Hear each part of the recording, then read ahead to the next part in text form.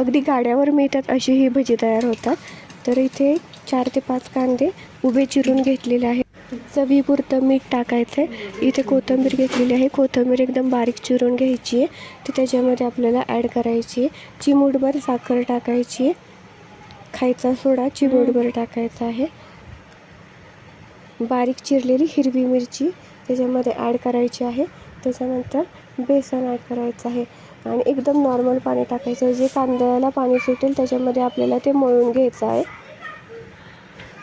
ओवा आणि कढईमध्ये तेल एकदम गरम करायला ठेवायचं. तेल एकदम कडकडीत झाल्यानंतर आपल्याला भजी सोडून घ्यायची आहेत.